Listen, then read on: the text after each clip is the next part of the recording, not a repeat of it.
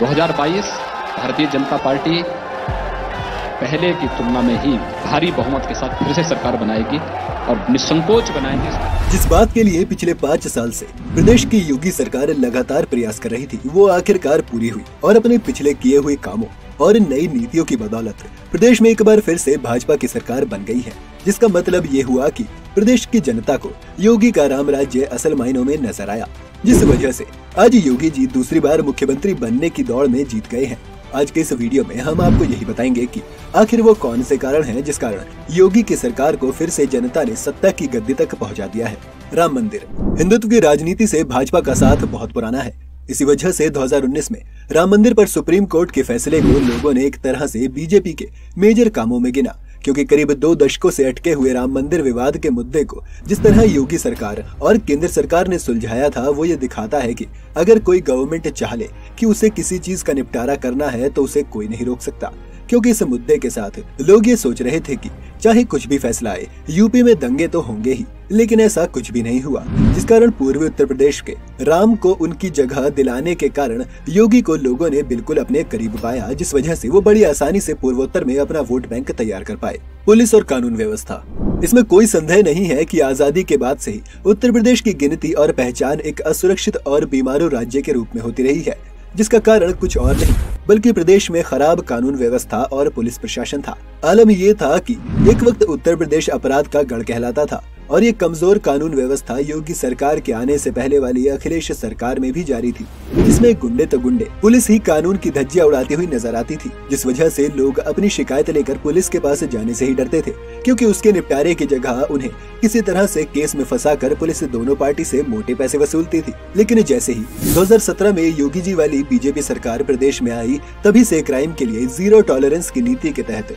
पूरे प्रदेश से माफिया और गुंडा राज को खत्म करने की जिम्मेदारी योगी जी ने खुद अपने कंधों पर ली, जिसका असर आज के समय में देखने को मिल जाता है, क्योंकि कानून और पुलिस व्यवस्था के यूपी मॉडल को आज पूरे देश में सराहा जा रहा है, जिस कारण प्रदेश के लोगों ने वापस से उसी कानून व्यवस्था के लिए बीजेपी को फिर से चुनकर अपना इरादा साफ कर दिया। Corona handling. एक तरह से देखा जाए तो योगी सरकार आज फिर से सरकार बनाने में सफल हुई है, तो कहीं न कहीं कोरोना हैंडलिंग में उनके बेहतरीन काम को प्रदेश वासियों की भरपूर सराहना मिली है, क्योंकि एक तरह से देखें तो पूरे कार्यकाल में योगी सरकार के पास सबसे ज्यादा और मुश्किल काम था तो पिछले 2 साल से कुछ और नहीं, सिर्फ कोरोना हैंडलिंग का ही काम था। इसलिए जब पूरे देश में पहली और दूसरी वेव के समय लोगों का मरना शुरू हो गया था, तो उस समय यूपी, जिसकी आबादी करीब एक देश के बराबर है, उसने संवेदनशीलता दिखाते हुए जल्द से जल्द खुद को महाराष्ट्र और दिल्ली होने से बचा लिया, जहां लोगों की मौत बहुत ही बड़ी संख्या में हो रही थी। एक रिपोर्ट के मुताबिक 12 अप्रैल 2021 को उत्तर प्रदेश में 380 मैट्रिक टन ऑक्सीजन रोजाना की मांग थी, जो कि 25 अप्रैल को 2.5 गुना बढ़कर 840 मैट्रिक टन हो गई। लेकिन योगी सरकार ने हार नहीं मानी। उत्तर प्रदेश पहला ऐसा राज्य था जिसने भारतीय वायुसेना की मदद से खाली टैंकर लिफ्ट कराए और इसी दौरान 57 ऑक्सीजन एक्सप्रेस चलाई गई और सख्त ऑडिट की वजह से रोजाना 30 मैट्रिक टन ऑक्सीजन बचाई भी गई। ऑक्सीजन के बाद टेस्टिंग भी कोरोना हैंडलिंग का एक बड़ा मुद्दा रहा। लगातार टेस्टिंग का नतीजा था कि राज्य में कोरोना की दूसरी लहर पर जैसी आशंकाएं जताई जा रही थी, वैसी लहर गंभीर नहीं हो पाई। मुस्लिम वोट। एक तरह से देखा जाए तो उत्तर प्रदेश में मुसलमानों की जनसंख्या भी चुनाव को बहुत प्रभावित करती है, लेकिन जो मुस्लिम वोट हमेशा से बीजेपी के खिलाफ ही रहता था, उसी खिलाफत की वोटिंग ने इस बार योगी जी को फायदा दे दिया, क्योंकि बिहार की तरह इस बार भी AIMIM के प्रमुख असदुद्दीन ओवैसी और मायावती की BSP पार्टी ने जिस तरह से मुस्लिम वोटरों को अपनी तरफ ले जाकर समाजवादी के वोट काटे, उनसे इस चुनाव के दूसरे प्रमुख दावेदार अखिलेश भैया को बड़ा झटका लगा है, जिस वजह से जिन मुसलमानों के वोट को लेकर अखिलेश की समाजवादी सरकार सत्ता में आने के बारे में सोच रही थी, वो एक तरह से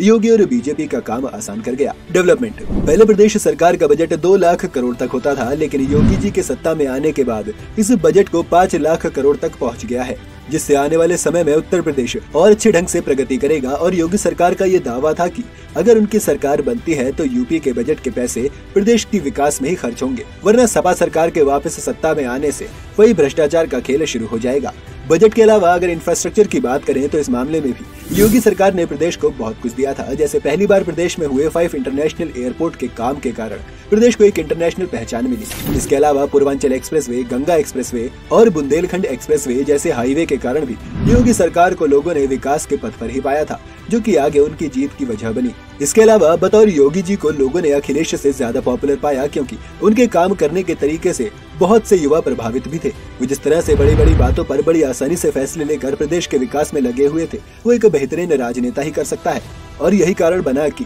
लोगों ने अपने सबसे पसंदीदा नेता को वापस से सत्ता के गलियारों तक पहुंचा ही दिया। खैर, ये तो अब बीती बात हो गई, लेकिन लोगों को अब योगी जी से उम्मीदें और भी ज्यादा हो गई हैं। इसलिए अगर योगी जी को खुद को केंद्र की राजनीति के लिए तैयार करना है, तो यही मौका है जब वो अपनी इस दूसरी जीत को आगे की राजनीति का रास्ता बना सकते हैं। आपको क्या लगता है कि योगी जी की दूसरी पारी पहली पारी से बेहतरीन होगी या नहीं? आप अपनी राय हमें कमेंट में बताएं। अगर वीडियो पसंद आई हो तो इसे लाइक और शेयर करना ना भूलें, साथ ही चैनल को भी सब्सक्राइब कर लें।